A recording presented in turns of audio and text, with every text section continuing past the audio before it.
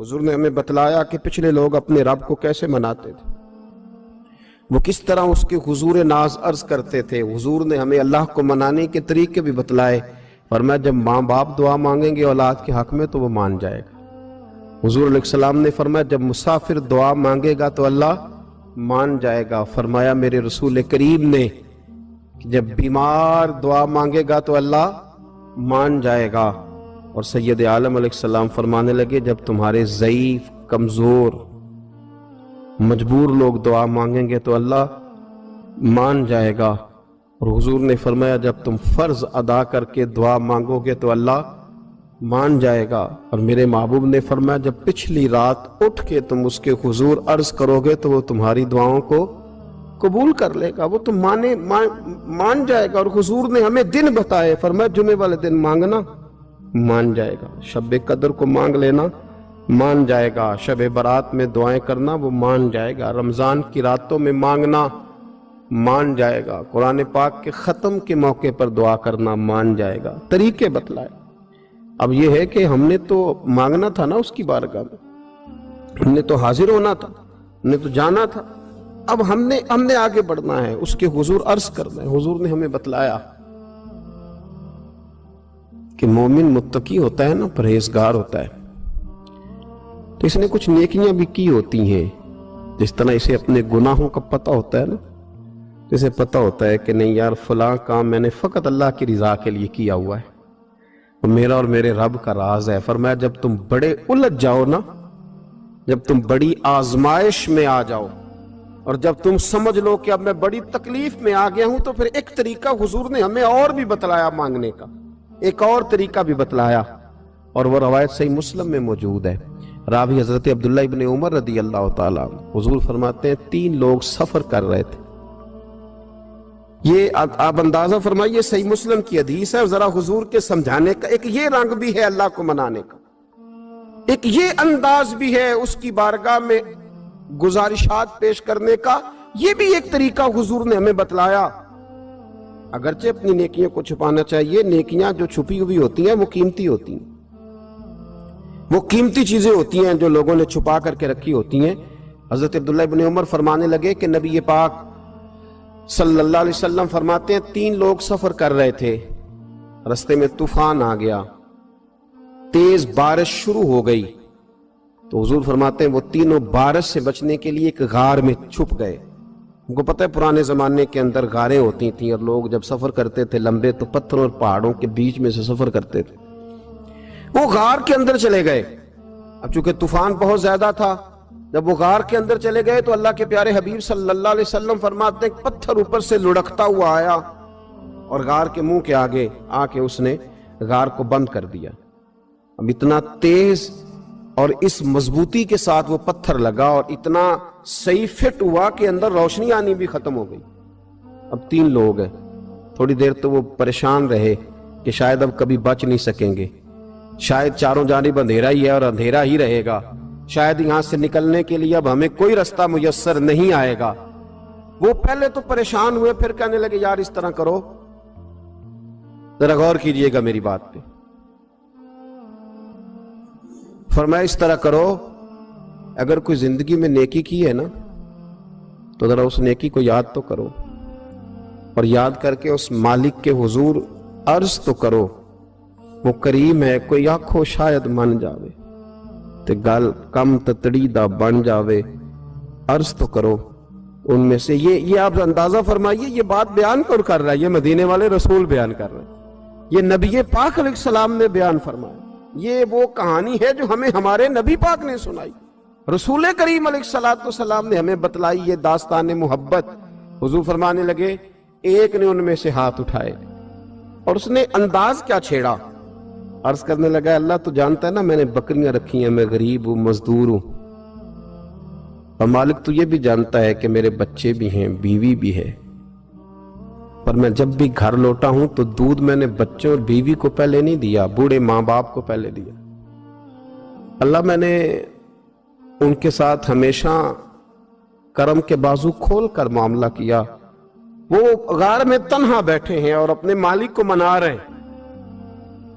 अर्ज करते हैं अल्लाह तुझे याद है ना एक रात जब मैं बड़ी देर से लौटा था, लकड़ियां काटते दरख्त तलाश करते मुझे देर हो गई, मैं देर से लौटा था, नीयत ये कर रखी थी कि दूध सबसे पहले माँ बाप को पिलाऊंगा।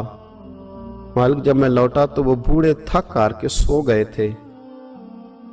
मेरी बीवी ने मुझे कहा कि बच्चों को पिला दो, वो सो गए। तो मैंने कहा नहीं, मेरे जिम्मे है उन बूढ़ों के दिल को ठंडा करना, उनसे प्यार करना।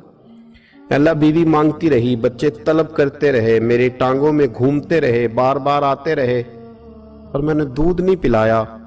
ऐ मालिक फजर हो गई, आफताब तुलू होने का वक्त आ गया, पर मैंने माँ बाप के बेदार होने का इंतजार किया।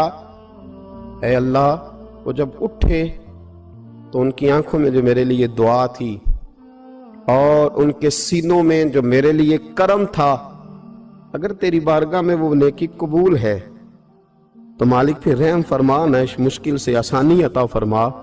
सुनो सुनो, रसूल करीम सल्लल्लाहु अलैहि वसल्लम फरमाते हैं कि उस बंदे की दुआ मुकम्मल हुई तो पत्थर थोड़ा सा सिरक गया और इतना सिरका कि आसमान नजर आने लगा। जिसने माँ बाप को मनाया है, उनसे प्यार किया है, फिर यही बात वसीला बन जाएगी रब के मानने का, फिर ये वसीला बनेगी, अल्लाह इससे मान जाएगा। फिर रसूल करीम सल्लल्लाहु अलैहि वसल्लम फरमाने लगे,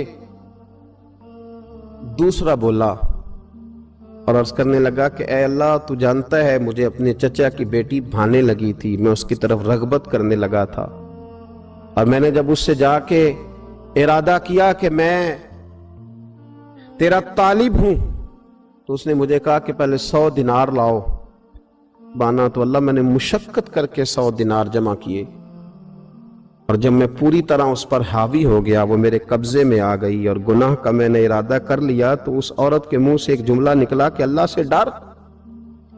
ऐ मालिक वो मेरे कब्जे में थी, ऐ अल्लाह मैं गुनाह पर कादिर था, मैं चाहता तो गुनाह कर लेता, लेकिन जब उसने तेरा नाम लेके कहा ना कि अल्लाह से डर, अल्लाह मैं डर गया, मैं उसे छोड़ के आ गया। अगर तुझे ये बात पसंद है तो फिर निकाल देना इस मुश्किल से, फिर कर देना करम।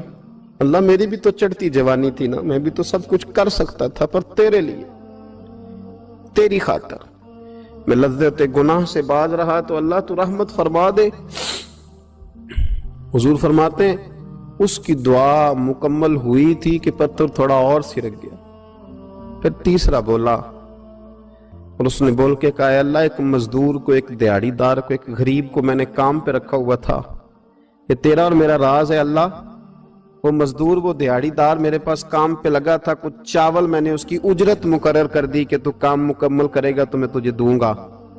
और जब उजरत लेने का वक्त आया तो वो बिगड़ कर नाराज होकर चला गया। मैं उसे ढूंढता रहा, वो मुझे मिला नहीं। मैंने उसके चावलों की कीमत कारोबार में इन्वेस्ट कर दी, उसका थोड़ा सा सरमाया, पर मैंने खाया नहीं। फिर वो उससे मैं कारोबार करता रहा और इतना कारोबार किया कि बहुत सारी गायें और उनके चरवाहे तैयार हो गए। वो सालों के बाद लौटा, मैंने उस गरीब का माल खाया नहीं बल्कि बढ़ाया, महफूज करके रखा। वो सालों के बाद लौटा और कहने लगा मेरा माल, तो मैंने कहा वो सारी गायें तेरी है, वो चरवाहा तेरा है, ये सारा कुछ तेरा है। तो कहने लगा तू मुझसे मजाक करता है, मैं गरीब कहाँ और गांव इतनी इतनी बड़ी गायें कहाँ, तू मजाक करता है। तो मैंने कहा मजाक नहीं, मैंने अपने रब से डर के तेरे माल की हिफाजत की, ये तेरा है। ए अल्लाह मैं खा भी तो सकता था ना, पर तुझसे डर कर मैंने वो सारा महफूज रखा। अल्लाह अगर तुझे मेरी ये अदा पसंद है तो फिर आज मान जाना, आज राजी हो जा। अल्लाह के रसूल फरमाते हैं उसकी दुआ मुकम्मल हुई थी कि पत्थर लुढ़का और उनके लिए रास्ता बन गया। वो बाहर आ गए तो हुजूर ने हमें बतलाया कि वो तुम्हारी नेकियां जो छुपी हुई हैं, वो तुम्हारी नेकियां जो तुमने खालिस अल्लाह की रिजा के लिए की हैं, उन नेकियों, उन आमाल का वसीला भी तुम्हारे रब के मानने का जरिया बन जाएगा। उसको मनाया जाए, उसकी हुजूर हाजिरी दी जाए, उससे बख्शिश का सवाल किया जाए, उसकी बारगाह में ये गुजारिश की जाए कि अल्लाह गरीबों, मजबूरों, कमज़ोरों और उन लोगों के सदके जो अल्लाह रास्ता देख रहे हैं कि रास्ता कब खुलेगा, जो तेरी बारगाह کرم کے سوالی ہیں، ان کے صدقے تو رحم فرما، تو کرم فرما۔ تو میرے عزیز، ایک اور بات جو اللہ کو منانے کے لیے ہمیں ہمارے پیارے رسول صلی اللہ تعالی علیہ وسلم نے بتلائی کہ جب انسان بہت زیادہ عاجزی کرتا ہے نا، بہت زیادہ عاجزی، تو پھر بھی اللہ مان جاتا ہے۔ جب وہ اس کے حضور بہت عجز کا اظہار کرتا ہے، بہت زیادہ عجز کا اظہار کرتا ہے، وہ ڈر جاتا ہے اس سے۔ وَلِمَنْ خَافَ مَقَامَ رَبِّهِ جَنَّتَانِ، فرمایا جو میرے سامنے کھڑے ہونے سے ڈرے گا میں اسے 2 جنتیں عطا کروں۔ حضرت بابا فرید الدین مسعود گنج شکر بابا صاحب رحمت اللہ علیہ فرماتے ہیں کہ ایک نیک نوجوان تھا، دن کو روزہ رکھتا، رات کو نماز پڑھتا، پر اللہ سے ڈرتا پھر بھی بہت ہی زیادہ تھا، بڑا ہی ڈرتا تھا۔ موت کا وقت آیا تو ماں ہی تھی بس اس کی، تو ماں سے کہنے لگا اماں تو میری ماں ہے، میرے ساتھ 3 وعدے تو کر۔